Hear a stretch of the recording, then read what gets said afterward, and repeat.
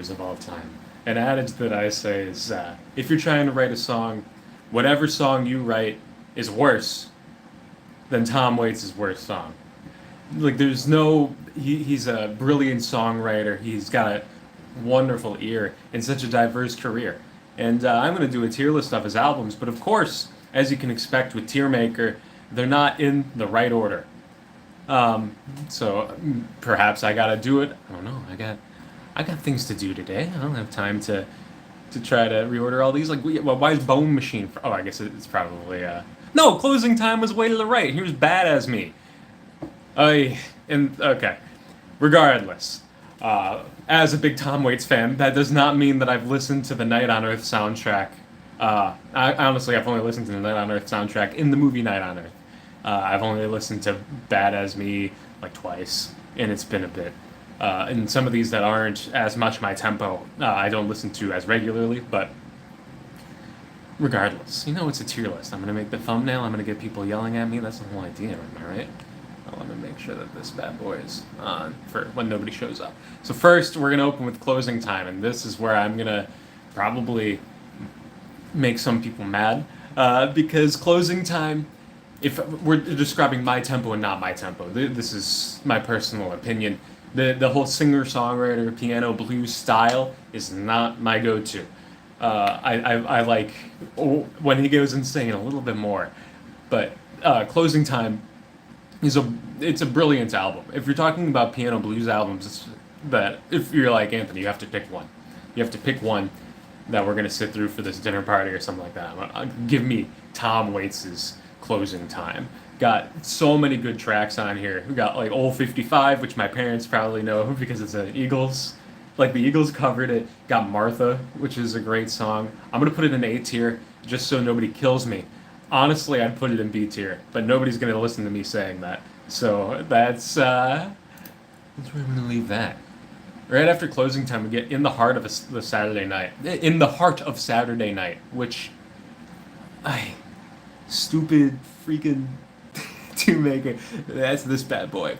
This one, we got the little blues, but now we're oozing Tom Waits style off of this one. It's it's still somewhat singer-songwriter, piano, blues, so on. I'm going to be, I can talk about these albums for a long time. There's a lot of them. But like, I've got to be looking at the songs and just be like, yeah, which ones do I remember? Yeah, Shiver Me Timbers is a banger. Looking for the Heart of the Saturday Night. I want to talk about some other ones more than In the Heart of the Saturday Night. I'm going to put this right below Closing Time. And I'm also going to delete the D tier. And if that upsets you, please tell me so I can make fun of you. And maybe whoever else ends up watching this. Now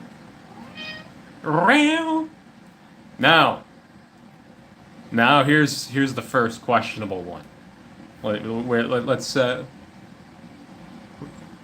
Where's Nighthawks at the Diner? I know that comes out next. You got freaking Foreign Affairs. You got The Black Rider. Where's Nighthawks at the Diner? Am I blind?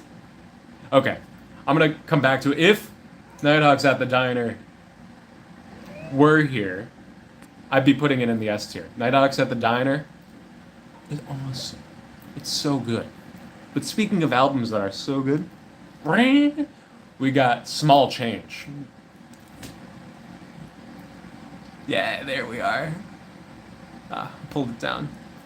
Small Change. We're still like, this is where I start feeling the demon inside of Tom start to grow. Let me pull up some of the tracks here. Like, I love Step Right Up, the second song. It's like a salesman trying to sell. I don't even know what he's trying to sell, but he just keeps making up stuff that it'll do for you. Like, yeah, it'll pay your taxes, and we'll take out your trash, and so on and so forth. And he keeps going out of business. Buy one, get one.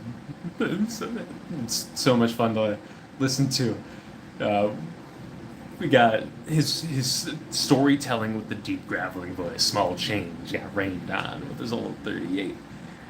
It starts coming through. I can listen to Small Change all day. To be honest, I listen to Small Change more than I listen to uh, Closing Time and In the Heart of the Saturday Night combined easily. Like this Small Change, I think, is one of my favorite albums in general. Um, wow, we're gonna see how many things pass it though, because Tom Waits is pretty good. Where, why is why is Nighthawks at the Diner not on this list? That is a sin. It's a sin. Okay, next up we got Foreign Affairs. I listened to it once. It's not my stuff. I don't even have that much to say about it, to be honest. Um, yeah, we got so many here. I couldn't talk about Nighthawks at the Diner. I'm a little mad. Let's keep going. We got Blue Valentine. I consider Blue Valentine, that's like it's a, it's like the singer-songwriter's slow return to like the earlier days form, which, as I noted before, is not entirely my tempo. But there's, I think, some great songs on here. What's the favorite? Christmas Card from Hooker in Minneapolis. That's my favorite song off of this one. There's just great storytelling on here. If I'm feeling a little somber, I'm just like, you know what? I can give Blue Valentine another listen. I can give Blue Valentine another listen. This is a great album. I'm going to do it a disservice by putting it in the B tier, but I promise it's really good.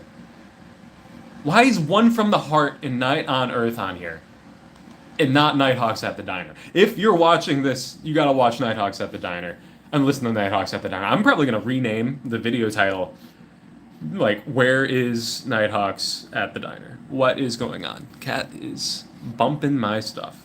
He's bumping it all over. Let's do a little bit of brother falling, digging his claws into me, bumping all my.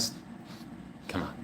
Come on, work with me a little bit here. There's Night on Earth, then that goes right after Frankie's Wild Years. Heart Attack and Vine.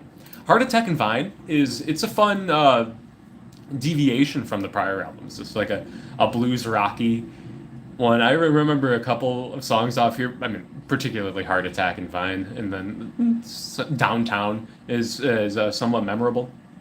But if we're talking about Tom Waits albums, I don't think that Heart Attack and Vine has the same sauce.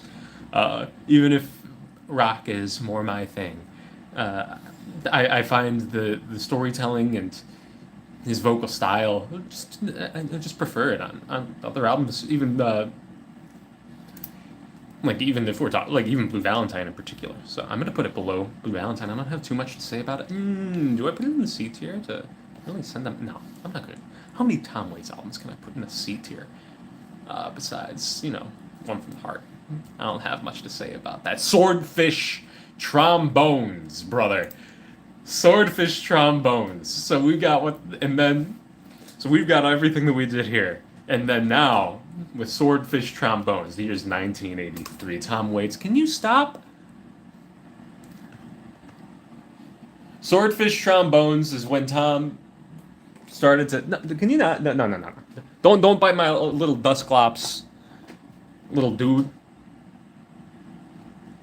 He's gonna bite it. He's gonna attack it. I'm putting it on the ground, so if he goes for it, at least it's there it goes. Ah!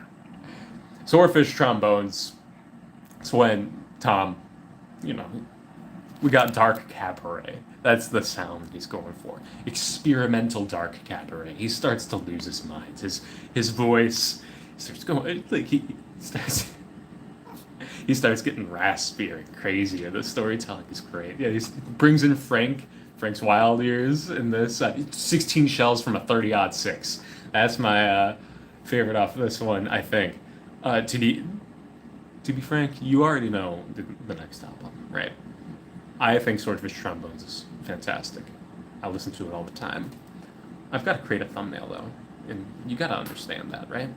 I'm putting it at the top of A tier. Does it belong in S tier? Yes. It belongs, for me, probably at the bottom of S tier. But I'm putting it at the top of A tier. Rain Dogs. There is nothing I can say about Rain Dogs that hasn't been said.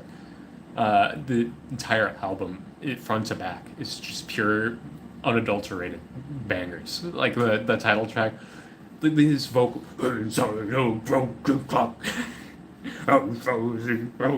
Along the rain dogs. it's it's enough to, if someone hasn't heard it before, they're like, what the hell is going on? But if you listen to it at all, it's immediately brilliant. Like I can share this with people who don't like this kind of music, and you can tell, like, you can judge a person by whether or not they can listen to Rain Dogs and appreciate it for what it is. You're just like, what are you doing? Like, well, let me pull it up. Singapore, great. Clap Hands, Cemetery Polka, Jockey Full of Bourbon, Tango Till There's Sore. That's the first five songs. Big Black Mariah, I remember. Not as, I don't love it as much as those first five. And those first five are great. You got the storytelling, yeah, the Midtown to jump you up into 19th and Hennepin, Gun Street Girl, Downtown Train near the end, the slow down. It like he Rain Dogs it's a great album. Like the songs flow, but there's a diverse style and there's so much insanity. It's just pure madness. It's madness, and I don't have any other artists. Like there's other crazy artists out there, but none of them where each song is as it like brilliantly conceived as it is on Rain Dogs. Like Rain Dogs, that's the legendary Tom Waits album. There's not. I already talked too much about it. Let's keep going. Frank's Wild Years. Now, everyone knows Swordfish Trombones and Rain Dogs. My cat's still rubbing my phone right now, obviously, as you can tell. I have to keep adjusting my stuff. Everyone knows, who knows Tom Waits? Everyone knows Swordfish Trombones and Frank's Wild Years. This one, I talked about the Dark Cabaret song. This is, it's a circus. It's a psychotic carnival. It's the third in the trilogy. It's definitely, yeah, the least popular of those three. I fucking love Frank's Wild Years, dude. I love Frank's Wild Years. And if you haven't listened to it yourself, I'm not gonna talk too much about the songs, just in case, yeah, if you haven't, give it a listen. Lose your mind. Don't take acid beforehand. It's it's a fantastic Tom Waits album, and it's a holy trinity. We got Swordfish Trombones, Rain Dogs, and Frank's Wild Years. I could spin Frank's Wild Years all day. My fiance would probably kill me, but she could probably handle Rain Dogs. This is you can tell from the album. It's sepia. It's drunk. It's nasty. It's fall on the floor. It's a gross circus. The sounds in it are fantastic. It's a great album. It's a great album. Night on Earth. Night on Earth, the soundtrack doesn't make as much sense if you're not listening to the, I mean, outside of the context of the movie. Night on Earth is a Jim Jarmusch movie. If you haven't seen a Jim Jarmusch movie before, you better like Kino Cinema if you're going to try it, because he likes making movies slow. People talk, but it's just like, what are you doing? Winona Ryder's she's a taxi driver or something. I haven't seen that thing in like 8 years, but I love me some Jim Jarmusch, and he loves working with Tom Waits, and I think together they make a great pair. Okay, Down by Law stars. Can you, now you're stepping on my keyboard, dude. Oh, sorry, buddy. It's time to stop. It's time to stop.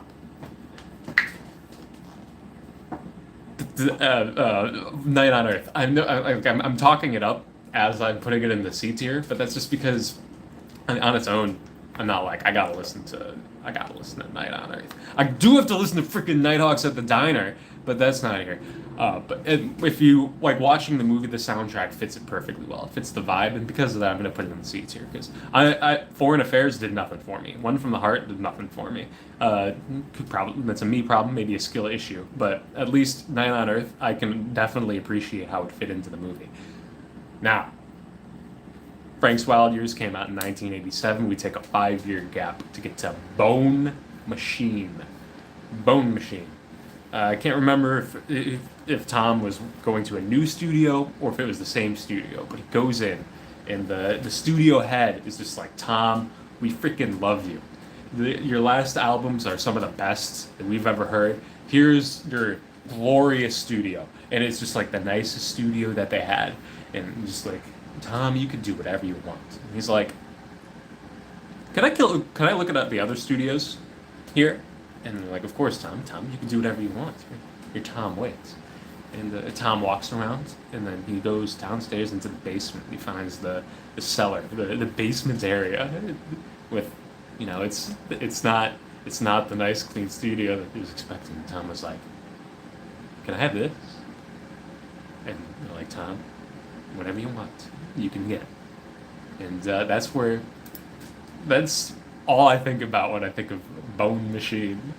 Bone Machine. So before we had Dark Cabaret, we had some crazy, Dark Cabaret. That's like the circus. You're thinking like, sex workers and corsets and so on and so forth. We got wild characters. Now we're getting a little gothic. We're in the cellar with Tom. He's jangling bones and making insane sounds that you've never heard before, and that, like, it's only an ear that's as fine tuned as him that can turn it all into music. So yeah, you can just imagine him in the studio just banging shit against the walls, rattling bones and so on and so forth. I'm gonna click on it. Let's see. Tom Waits, what's he credited for on this? Vocals, producer, songwriter, cover design. Look at that brilliant Bone Machine cover design. I love Tom Waits, man. Chamberlain, percussion, piano, guitar, drums, upright bass, sticks. Got multiple steel guitars, accordion, violin. Yeah, he gets everything on here, but like, it sounds like he's grabbing tools from a toolbox and throwing them. This is unlike previous albums. This one's also like an album about death. You can kind of see in the song names, Earth Died Screaming, Dirt in the Ground. Talk about good songs too. Such a scream, all stripped down. Bone Machine, it's haunting, definitely haunting, but I don't know. I don't know what else to say. I love Bone Machine with all my heart and soul. I'm putting that as my number 2 right below Rain Dogs. Maybe on a different day I'd put it above Rain Dogs, to be honest. Sorry. I'm just thinking about Bone Machine. I got distracted. Thank you, Cat, for all the cat hair all over the phone. Oh, it's getting thrown all over the place. And okay, the Black Rider. I mean, what is the Black Rider for? That was for a stage play, right? If I look this up, is it a stage play? I think it's a stage play or something like that. And I can't remember the context too much behind it. I'm sorry. The Black Rider, talking about Bone Machine right before, it doesn't stand up to the other albums here, but it's got some of my favorite tracks to listen to. I think this is going to be embarrassing. The song "Lucky Day" off of Black Rider. Don't cry for me, 'cause I'm going away, and I'll be back some sunny day. Might have made me cry more than once. But a lot of this song, there's not too many songs other than that I come back to. I don't really listen to. I've listened to the Black Rider in full once, technically twice, but it was in the background that second time. But there's some songs on here that are really good, and it's.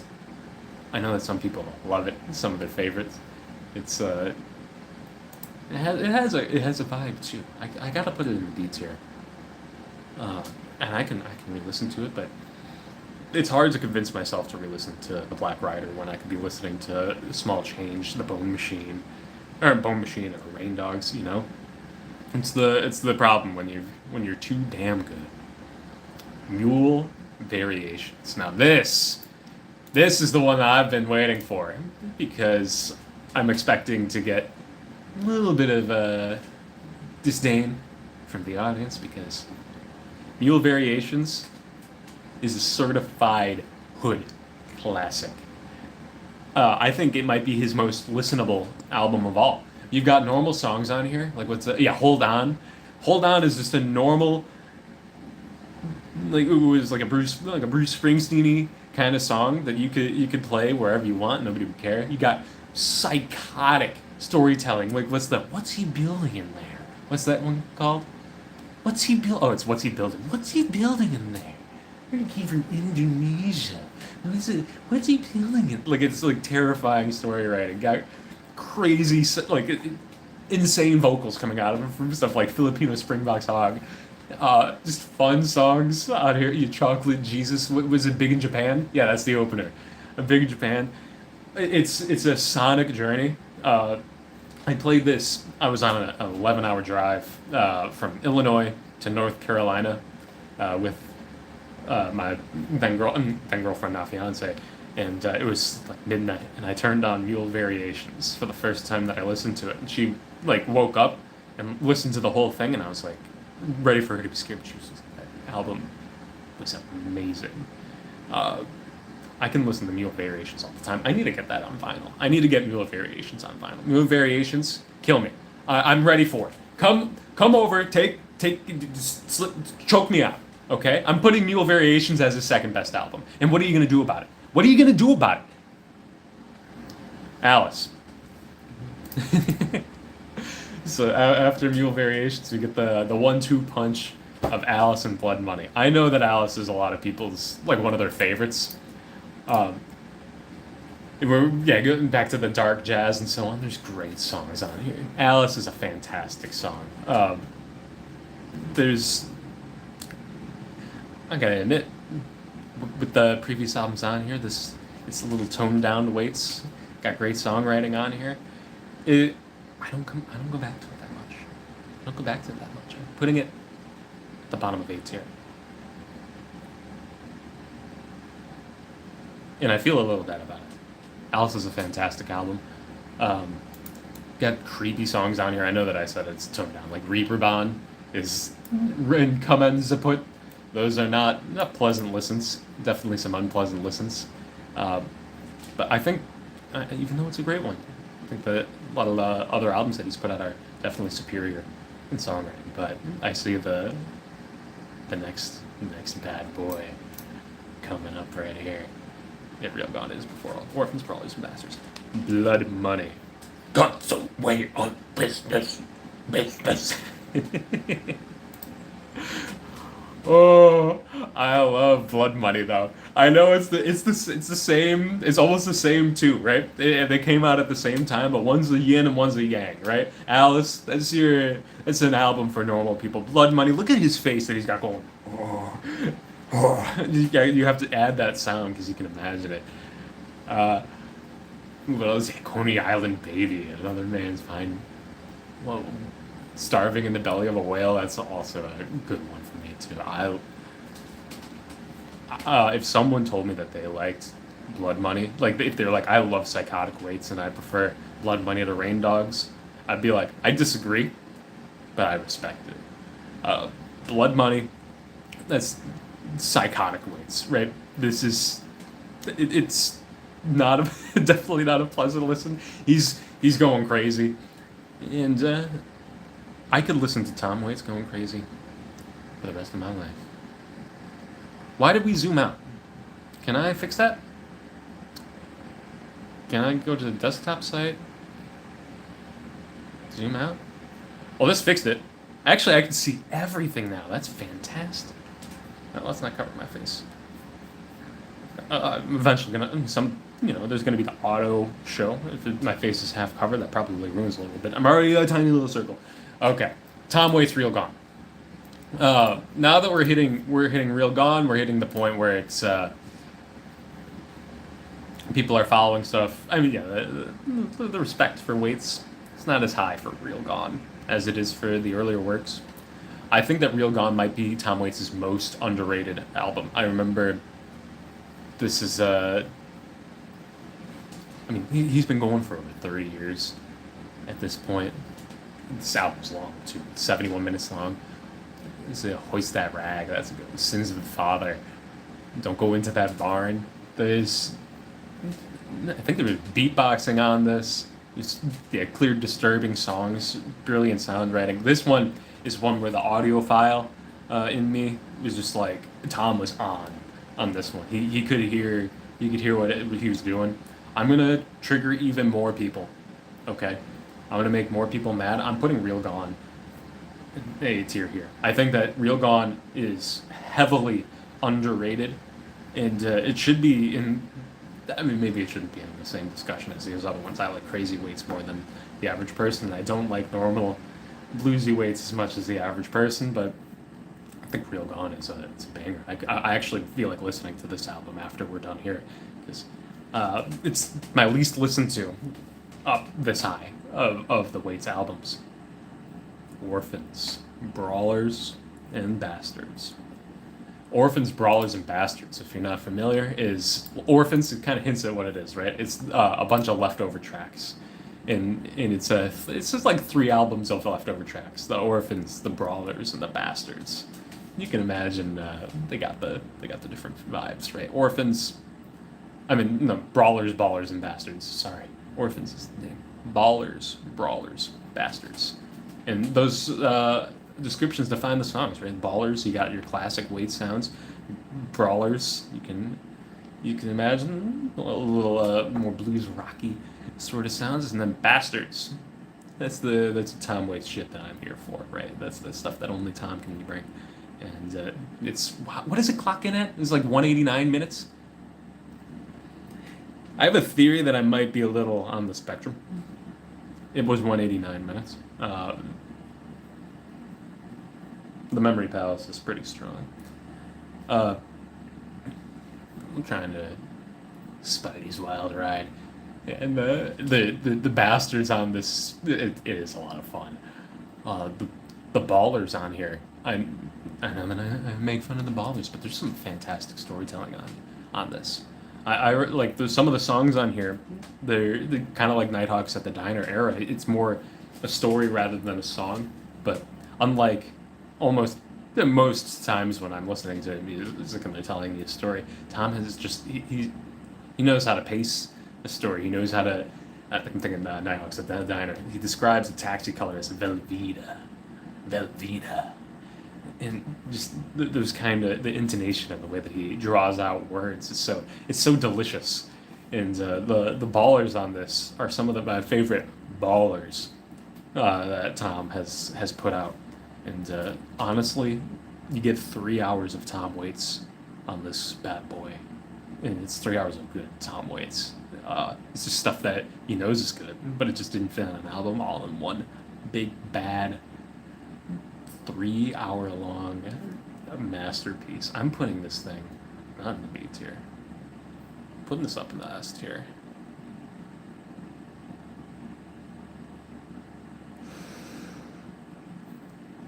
Oh, I'm so tempted to put it higher up, but I don't want to die. Okay. Bad as me. I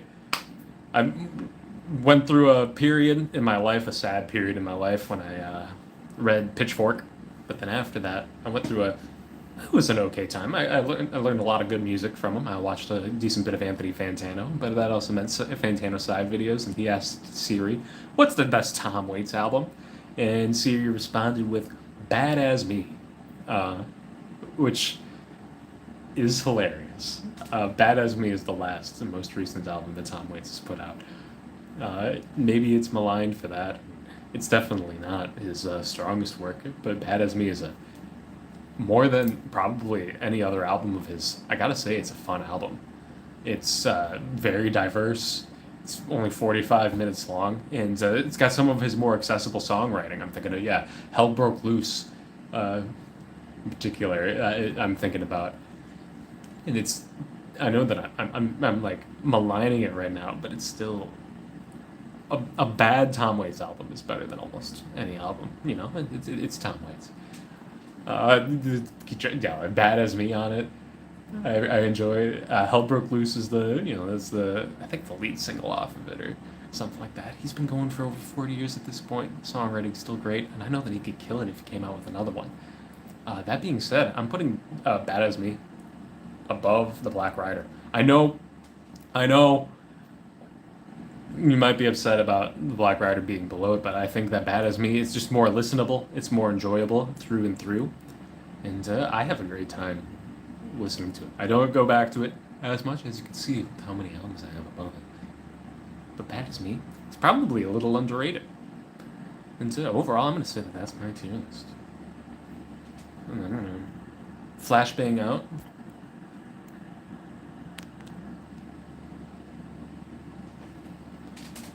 Gotta get that thumbnail in. You know what I'm saying? Taking a peek just to close out here. I'm trying to think about what I'm going to be hated most for. I'm going to be hated probably for how high I put Mule Variations. Bone Machine. Frank's Wild Years. That's a high spot for Frank's Wild Years. Let me tell you. Small Change. I love. Orphans, Brawlers, and Bastards. I wish I put higher. Swordfish Trombone is an A tier. Probably a sin. Might get me killed. Real Gone. Higher than it should be. Closing Time. Lower than it should be. I'm sure. Heart of the Saturday Night. I don't actually know what the general consensus opinion is on that one. We'll see. Too high, too low. Yeah, Alice and Blood Money. That's not where Blood Money goes. Holy! I would put it below Alice. That's not right. That's not right at all. That goes here.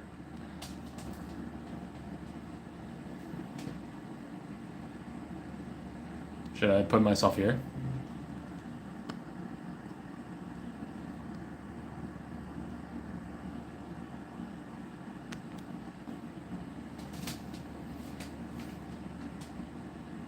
Did that work? Or no, I should probably do like a this, right?